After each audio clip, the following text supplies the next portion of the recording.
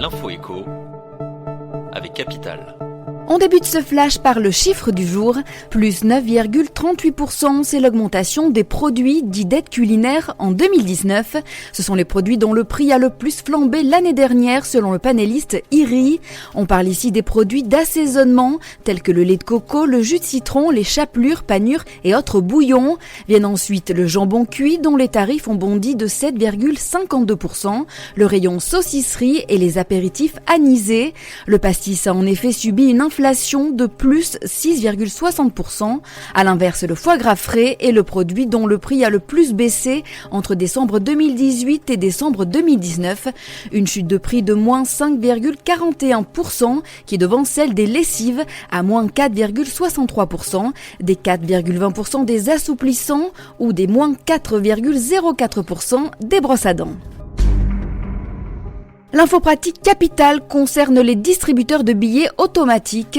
Se dirige-t-on vers une pénurie de billets à cause de la grève ? La CGT appelle en tout cas à une grève reconductible et bloquante dans 2 centres fiduciaires de la Banque de France.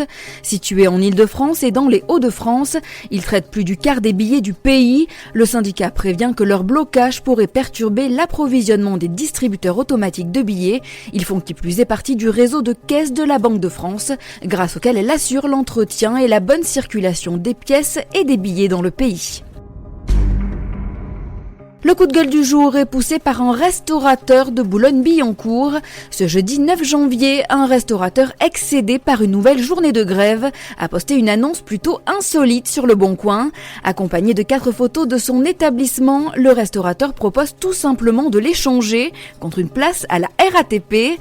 Alors qu'il a vu sa clientèle fondre de 40% depuis le début du mouvement, le commerçant souhaitait ainsi pousser un coup de gueule contre l'impact financier de la grève sur son commerce. Interrogé par Le Parisien, il en profite aussi pour signifier la pénibilité de son travail, qu'il estime être bien plus difficile que celui d'un agent de la RATP. Horaire décalé, semaine de 50 heures, debout toute la journée. Pour le restaurateur, cette pénibilité paraît bien plus importante qu'à la RATP ou à la SNCF.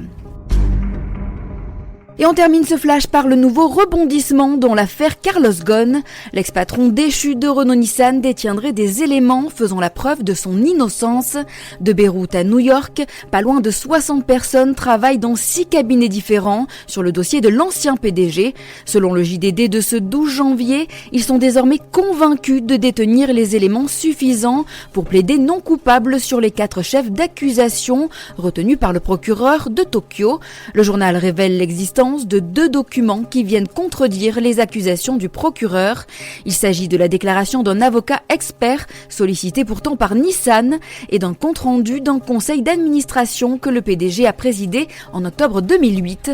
On peut se demander si les accusations du procureur de Tokyo vont réussir à tenir. S'il renonçait au procès, le dossier serait transféré pour être jugé au Liban.